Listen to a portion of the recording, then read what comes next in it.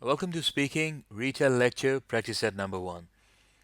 As we just saw in the introduction session, in this type of question you'll hear an audio. So there'll be a 3 seconds countdown after which the audio will start playing. So be ready to start listening. The audio might be a lecture, a recording from a seminar or an interview. Along with that, you might also see a picture on the screen. So if there's a picture on the screen, try to get an understanding of an idea of what the audio might be about, what the lecture might be about. And once the lecture ends, you'll have about 10 seconds in which, whatever notes you have taken down, you can have a look at them and sort of organize your response. And then immediately after 10 seconds, you should start speaking. And you'll have 35 to 40 seconds to give your response. So when you are listening, try to take notes and try to understand what the theme of the lecture is, what the speaker is trying to convey, and try to understand what are the key points that the speaker is trying to make. Now, when we go to the practice questions, uh, on the screen you'll see the 3 second timer. As soon as that ends, the lecture will start. As soon as the lecture ends, the 10-second timer will start, in which you should look over at your notes. And as soon as the 10-second timer ends, the 35 or the 40 seconds timer will start, during which you should give your response. Now, if you need, you can always pause the video and take more time to record your response. Sometimes um, recording it on mobile phone or in the PC it just takes a few extra seconds. So feel free to do that. Feel free to pause the video at any point of time. And once you have done that, then we'll go to the next page, to the next slide, and we'll look at the answer and how we arrived at that answer for the lecture. Okay, let's go to question number 1 now.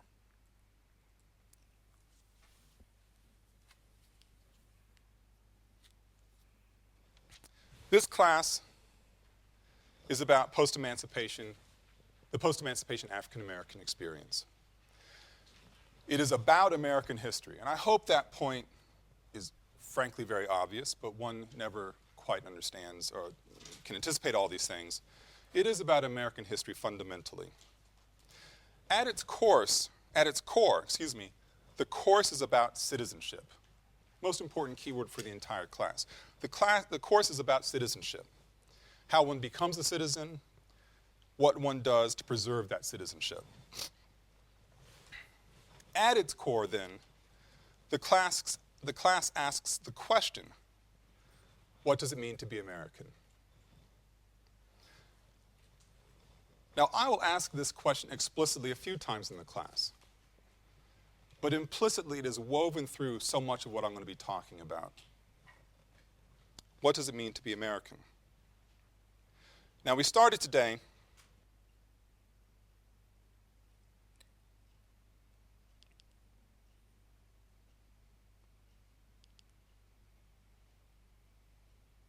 Start recording now.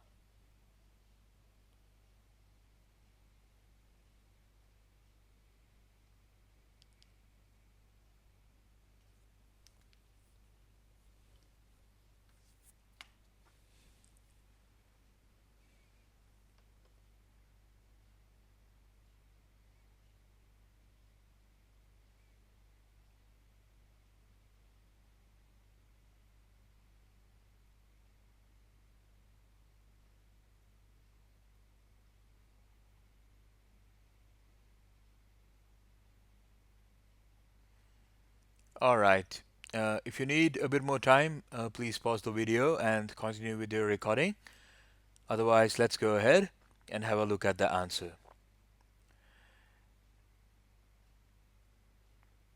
So, this is what the lecture was. Let's listen to a sample response. The lecturer explains that the class is about post-liberation African American history, which, in a broader way, is about the American history. The course will explore topics like citizenship and what does being an American actually involve. All right. So, what you're seeing in bold, those are some of the keywords. So, if you were, let's say, taking your notes, those are the kind of words you should have captured. Now, whenever the speaker, in your lecture, he says, makes statements like, this is about. So that means, he's going to tell you something important. So those are the points to listen out for, right? And any point, where he's adding detail, he's providing more information on an earlier point. So that's sort of a hint to you that those are the key points. But most importantly, you should be able to understand what the theme of the lecture is. And in this case, it was the African American experience and its link to the American history. Now, another thing that you would have noticed from the response was that instead of saying post emancipation, the speaker said, post liberation African American experience. So, emancipation means, when the African Americans they were emancipated, when they were freed. So, it's about a period after that. So instead of just using the same word, he tried to he has used a synonym word in similar meaning, and that's a very good strategy. So try to use words which are similar in the meanings. Try to show your variety, that you know a lot, that you can use a language in many different ways. That would help you score better. And then the beginning, it was that uh, an overview sentence in which the speaker said, this class is about, or the speaker said that this lecture is about the post-liberation African American history. You could have also said that the lecturer talks about post-liberation African American history. And that's kind of a template that you can follow for a lot of your responses. So your first sentence, it should give an overview. After that, you should cover the key points. All right? So that was the first question. Let's go to question number 2.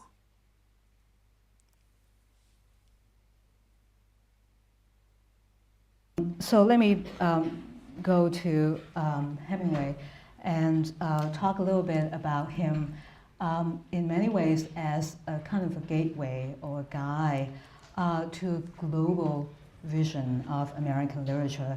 Hemingway was very much a world traveler. He, basically we can get a map of the world by just looking at his writings. But he had a special love of the Spanish language.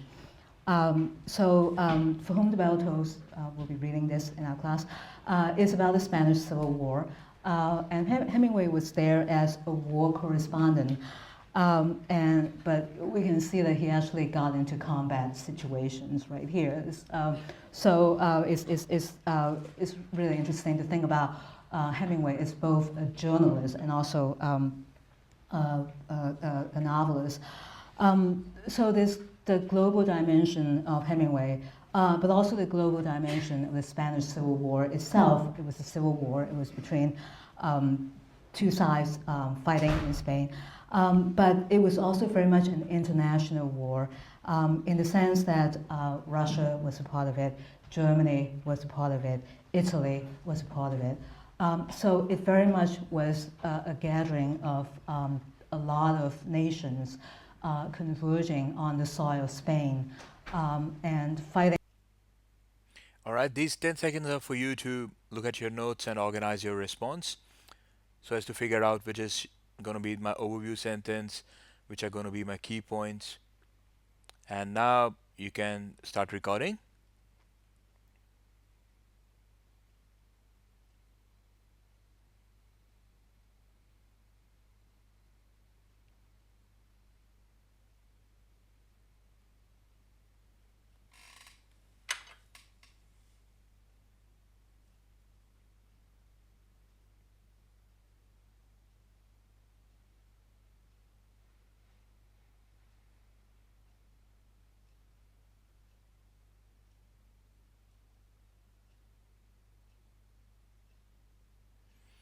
Alright, so you should have recorded your response by now, but if you need more time, please feel free to pause the video. Otherwise, let's go ahead and have a look at the answer. Here's the transcript of the lecture, and what you see in bold, those are the keywords. Some of those you should have taken down in your notes. Hemingway, global vision of American literature, that he was a world traveler. Again, she's making a statement about someone. So whenever something like that comes up, you know that it's an important point. He had a special love of the Spanish language. Uh, then Spanish Civil War. I mentioned about a book that he wrote. War correspondent, brought a global dimension of the Spanish Civil War, right? And then a bit of talk about the Spanish Civil War in itself, and that Russia, Germany, Italy, etc. were also part of it. So don't try to write down everything in your notes. You'll not be able to um, do that. So just write down enough words which sort of guide you through what the lecture is, and mainly try to remember the theme and try to understand and follow along what the lecturer is saying. Let's look at sample response now. The lecture is about Hemingway and his global vision as shown in his literature. Hemingway loved to travel and write about various countries, but especially loved the Spanish language. He wrote So For Whom the Bell Tolls, a book on Spanish Civil War. He was a part of the Civil War as a journalist, but got involved in it much more than that. Just like Hemingway's writings, Spanish Civil War was also a global event, as it involved Russia, Germany, and Italy as well. All right, that was a very good response. So started by saying that the lecture is about Hemingway and his global vision that he had for American literature, and then in his own words, so describes it very naturally as Hemingway loved to travel all around the world, but he had a special place in his heart for Spanish language, and he got involved in the Spanish Civil War as a war correspondent, right? Uh, and then you can say that just as Hemingway's writings were global, so was the Spanish Civil War, because it also involved other countries such as Russia, Germany, and Italy. All right. So please notice how in the sample response, the the person he linked all these different elements together, how one thing led to another. So that's very important. So for example, saying things like, just as Hemingway uh, had a global element to his writings, so was the Spanish Civil War global in nature, right? So to be able to make that kind of connections, that's very important. The more you listen to English audios, the more you think about it, the more you practice, you'll be able to do this better. All right, let's go to question number 3.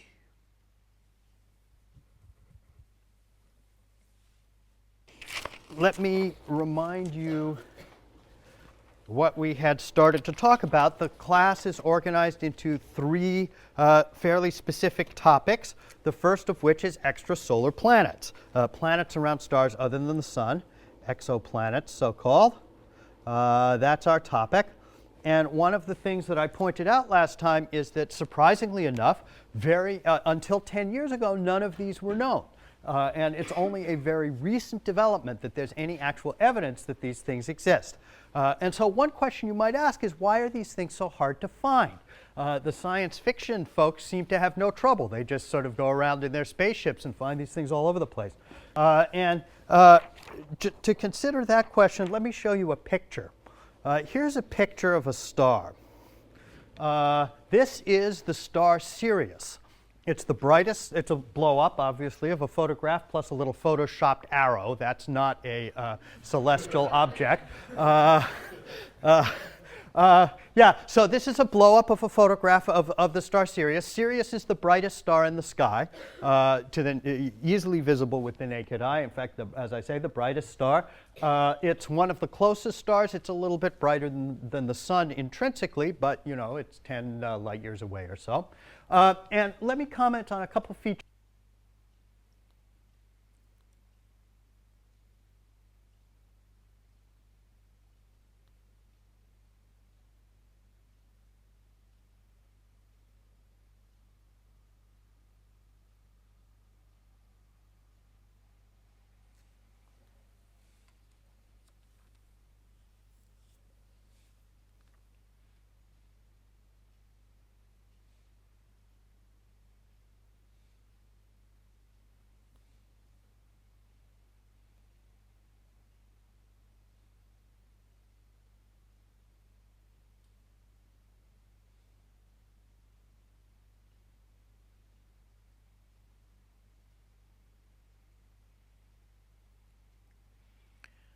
All right, so if you need more time, you can pause the video and then resume after you have completed recording your response. Otherwise, let's go ahead and have a look at the answer. So the transcript was, here it is.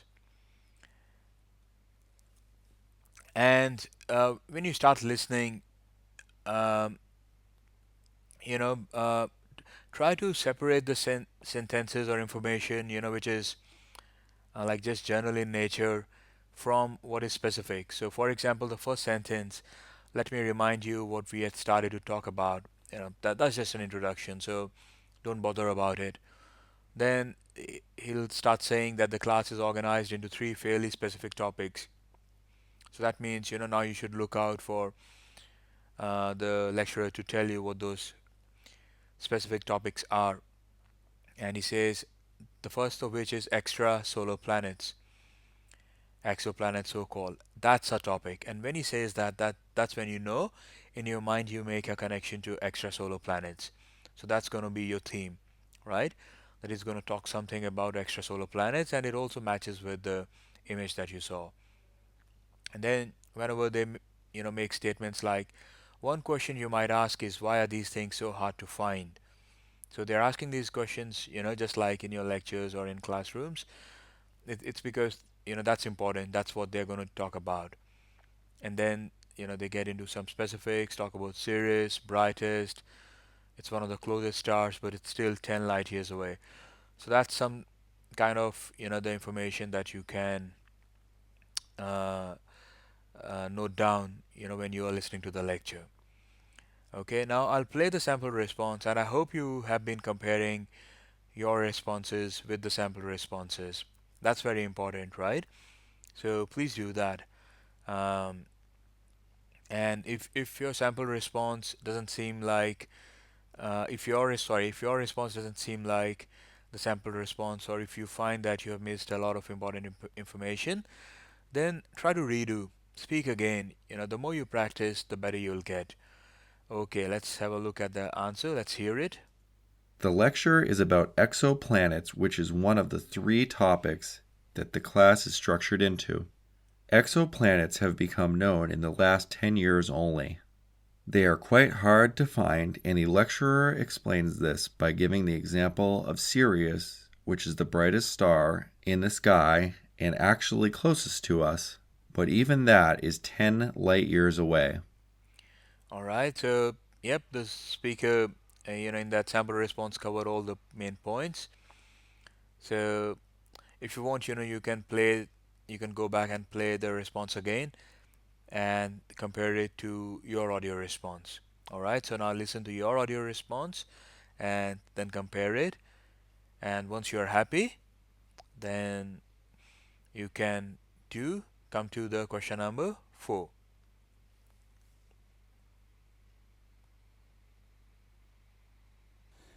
Well, we begin our story with the emergence of the Bronze Age in the Aegean Sea area. That appears to have taken place about 3000 BC. I think these days they date it down about another century to about 2900. Precision is impossible, don't worry about that. And what we find, the first example of a Bronze Age, and I use the word civilization now for the first time, because before the Bronze Age, there is nothing that we would define as civilization. Civilization involves the establishment of permanent dwelling areas that we call cities, as opposed to villages. Agricultural villages will have existed all over the place in the late Stone Age, in the Neolithic period as it is known. But there is a difference, and a critical difference is that a city contains a number of people who do not provide for their own support. That is to say, they don't produce food. They need to acquire it from somebody else. They do various things like govern and are priests and are bureaucrats and are other non-productive activities that depend upon others to feed them. That's the most narrow definition of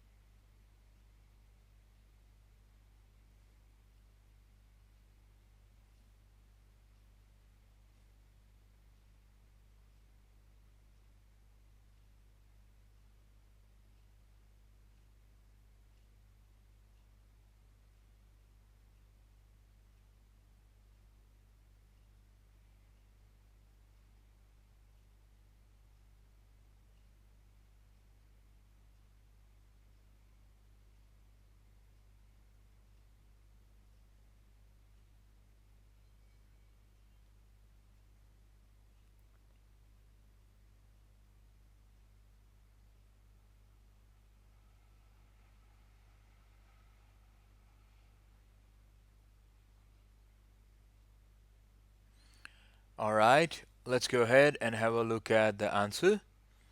The lecture transcript is here. So you can see the keywords.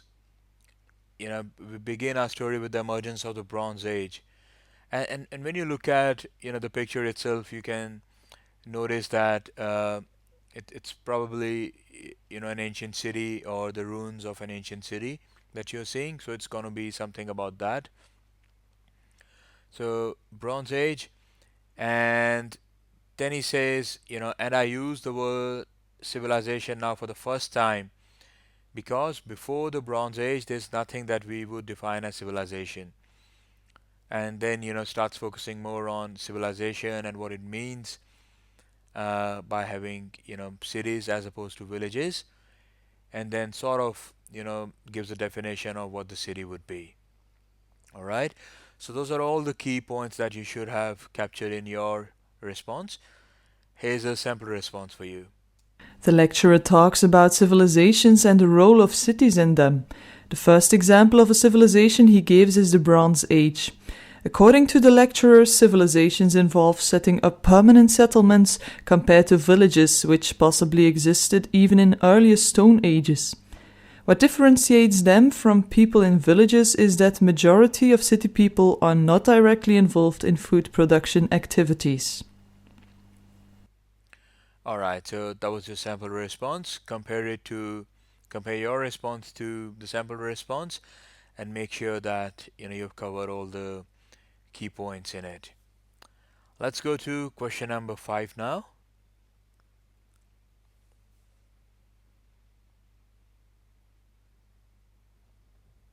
It's an era of great struggle for the nation, truly. We're still not out of that moment. And you'd see it articulated with its great cultural products of the age. It's a moment of despair. It's despair that's certainly likely what urged Stevie Wonder to write some of the most socially conscious lyrics of the era. And these are, you won't be surprised, these are not the ones that are heard on the radio when people play back, Stevie Wonder reflections. Wonder had negotiated a new contract, just like Marvin Gaye had done before, that broke him out of the studio system in Motown. And the result was about a 6-year cycle of albums that was nothing short of astonishing. I mean, one, that the albums are released. So many are released in just a 5-year window. Actually, just a 4-year window when you think about it. Albums are Music of My Mind in 1972. He's only 21 years old. Talking Book released the same year in 72. Inner Visions released in 73. Fulfillingness's first finale in 74. Songs in the Key of Life in 76. This is not the little Stevie Wonder of when he's coming out with Motown with this, I forget the name of the song, playing his harmonica, but a Motown sort of dance tune. This is not the Stevie Wonder in later years of, Don't Drive Drunk fame. This is Stevie Wonder of a different kind of political vintage. You can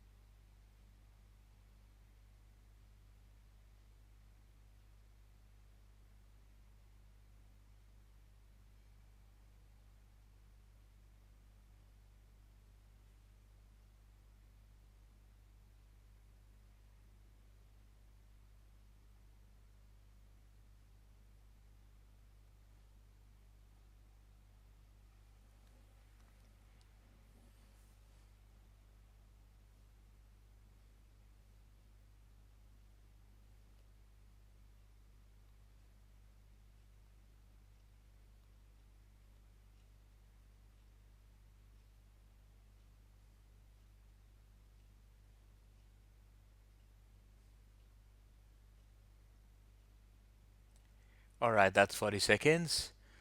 Let's go ahead and have a look at the answer. The lecture transcript, here it is.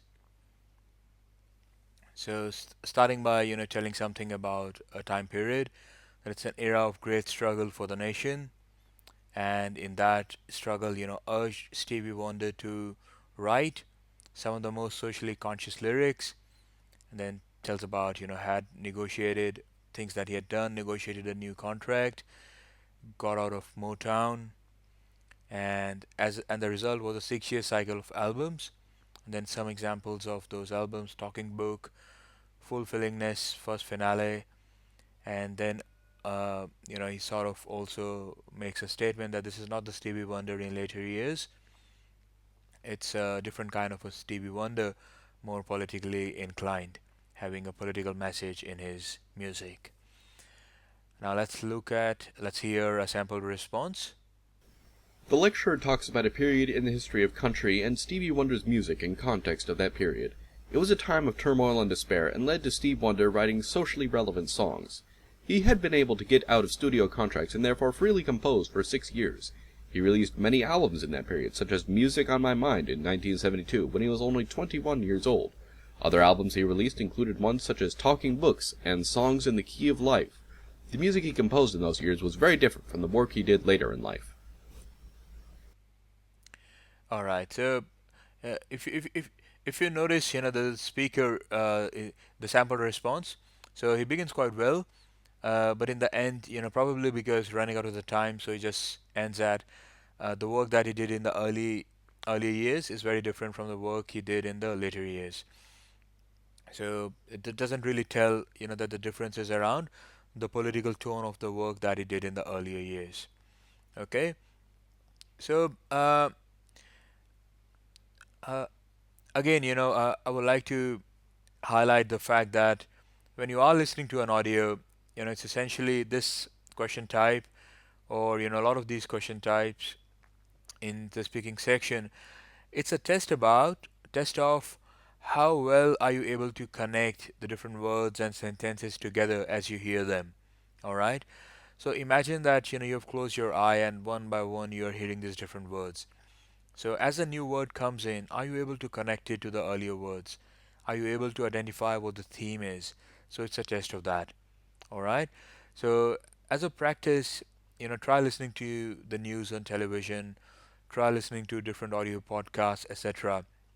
If you go to our Facebook page, then almost every day we post learning material like this on our Facebook page that can give you reading, writing, speaking, listening practice. So make a habit of engaging with English language on a daily basis.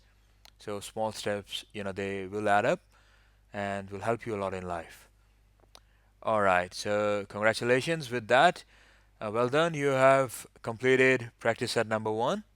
Now take a break, and then when you're ready, go ahead and start practice set number 2. All the best.